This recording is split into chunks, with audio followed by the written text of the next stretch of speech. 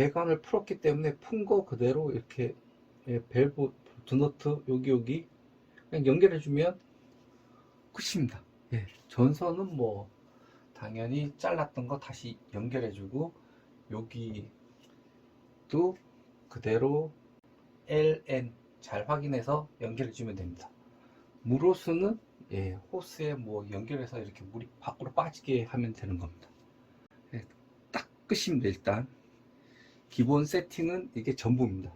근데 여기서 뭘 해줘야 되냐면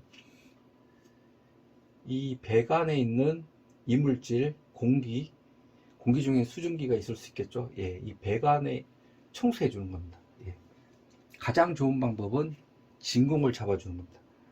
이 진공을 잡아주기 위해서는 배관 안에 아무것도 없이 깨끗하게 해주는 작업입니다. 근데 진공 펌프가 필요하겠죠. 진공 펌프가 뭐 10만원에서 20만원대까지 다양한 가격대에 있습니다. 물론 비쌀수록 더 힘있게 빨리 진공을 잡아줍니다. 이 에어퍼지가 뭐냐면 실외기에 있는 고압가스를 가지고 이 배관을 청소하는 겁니다. 고압가스를 가지고 고압가스를 이렇게 팍 쏴서 이 배관 안에 있는 공기를 배관 안에 있는 걸 이렇게 공기 중으로 이렇게 밖으로 배출을 시키는 겁니다. 에어퍼지. 에어를 제거한다. 공기를 제거한다. 또 중요한 게 서비스 밸브 역할에 대해서 제대로 이해를 해야 되는데, 서비스 밸브는 용량이 크면 고압관, 저압관 다 있을 수 있는데 보통 용량이 작은 에어컨에는 저압관에만 있습니다. 서비스 밸브의 가장 큰 역할 세 가지. 일단 가스가 부족할 때 가스 보충, 가스 보충하는 역할. 그 다음에 또 이 실외기의 고압, 저압 압력을 지금 측정하는 역할. 그 다음에 오늘 해야 될 이 퍼지, 이 실외기에 있는 냉매를 밖으로 보내는 역할. 이렇게 크게 세 가지로 볼 수 있습니다. 그러면 에어퍼지는 어떻게 하냐? 일단 고압 밸브, 펌프 다운 할 때는 잠궜지만 이 고압 밸브를 열어줍니다. 고압 밸브를 열어주면 여기는 고압, 여기 빈 배관이 있기 때문에 여기보다 압력이 낮습니다. 그러면 공기가 높은 데서 낮은 쪽으로 이동하게 됩니다. 이렇게 여기 저압관까지 이렇게 연결되어 있습니다. 고압이 냉매가 나와서 이렇게 저압 밸브까지 오게 됩니다. 근데 지금 저압 밸브는 잠겨 있는 상태죠. 그럼 이 서비스 밸브를 이렇게 눌러주면, 참고로 다른 유튜버님들도 많이 했는데 에어퍼지 그거 좀 참조하시면 될 것 같은데, 눌러주면 여기 이 고압 냉매 가스가 공기 밖으로 이렇게 싹 빠집니다. 뭐 배관이 5m다 그러면 뭐 퍼지를 여기 서비스 밸브를 한 5초 동안 누르고 있으면 이렇게 냉매 가스가 밖으로 나가는 게 보입니다. 흰 연기처럼 쫙 나갑니다. 책에는 3초 방출, 1분 정지를 3회 이런 식으로 되어 있는데, 보통 5초, 6초. 솔직히 배관 청소를 위해서는 이 서비스 밸브를 오래 누르고 있으면 오래 누르고 있을수록 좋습니다. 왜냐하면 고압으로 이 배관을 깨끗하게 청소해 주는 느낌이기 때문에, 물 청소하듯이 세척하는 느낌, 고압 가스로 가지고 이렇게 탁 세척하는 건데, 근데 너무 많이 해주면 안 되는 게 냉매 가스가 부족해집니다. 너무 오랫동안 하면 냉매 가스가 확 부족해지기 때문에 적당히 하는 게 좋은데, 보통 새 제품 같은 경우에는 이 에어퍼지 요걸 감안해서 좀 냉매를 조금 더 넣어 놓습니다. 근데 제 에어컨 같은 경우에는 R410임에도 불구하고 설치할 때 진공을 잡지 않았습니다. 에어퍼지로 배관을 청소했습니다. 이 설치 기사분들이 왜 진공을 잡지 않느냐면 진공을 잡는 게 어려운 일은 아닌데 기술적으로 어렵지는 않은데 시간이 걸립니다. 또 장비도 가지고 와야 되고 번거롭고 또 다른 집도 가야 되고 큰 에어컨 같은 경우에는 시간이 더 오래 걸립니다. 그래서 경험상 에어퍼지를 해도 문제가 없으니까 그냥 에어퍼지만 하고 진공은 잡지 않고 그런 경우가 많이 있는 걸로 알고 있습니다. 근데 비싼 데는 진공을 꼭 잡아줍니다. 왜냐하면 진공 잡는 것도 다 3만원, 진공 잡으면 추가 비용 3만원 이런 식으로 할 수 있기 때문에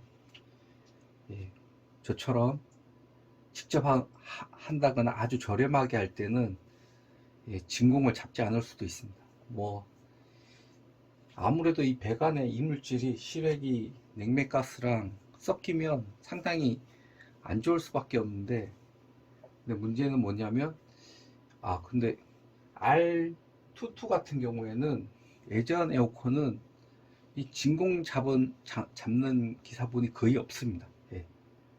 왜냐하면 한 10년 이렇게 써도 진공 안 잡아도 멀쩡하기 때문에 진공을 잡지 않습니다.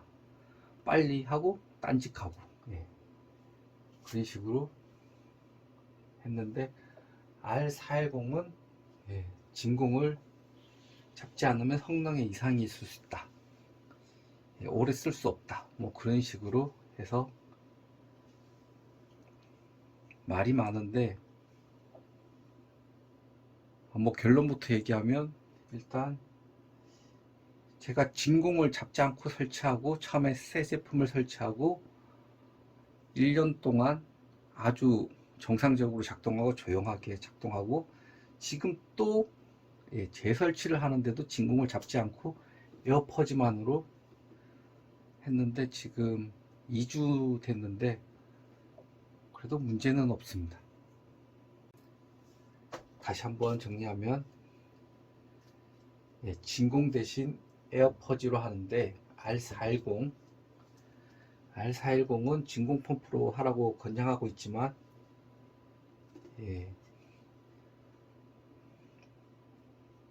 에어퍼지를 해봤습니다. 에어퍼지 제가 과연 R22는 에어퍼지를 다 하는데 R410은 왜 안 될까 이런 생각을 가지고 한 게 아니라 진공 펌프가 없어 가지고 R410에 그냥 에어퍼지를 했습니다.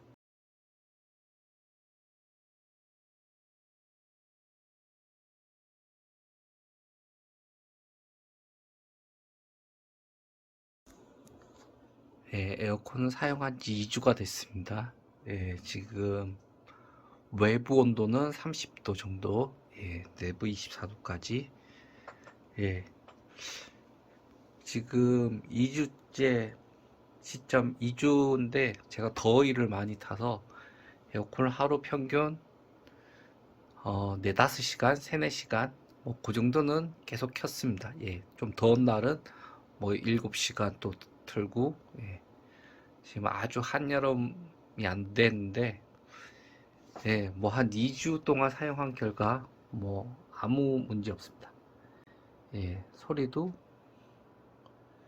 조용하죠. 그리고 실외기도 바로 창문 밖에 있는데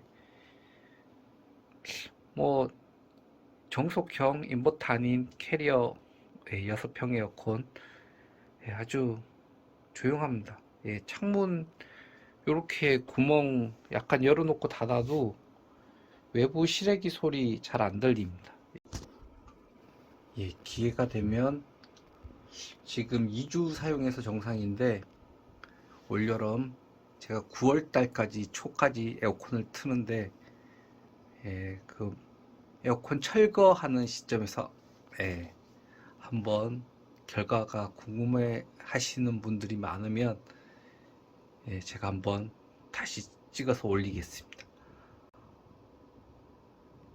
예, 알루미늄 배관 재활용, 예, 살아도 다시 내지 않고, 예, 살아도 원래 풀었다 예, 열었다 풀었다 이렇게 계속하면 살아에도 뭐 흠집이 좀 나기 때문에 배관에 예, 좀 안 좋고, 예, 그 다음에 이 에어퍼지도 지금 제가 2번 했는데 어떡하든 에어퍼지라는 게 자체가 이 예, 냉매를 계속해서 배출하는 겁니다.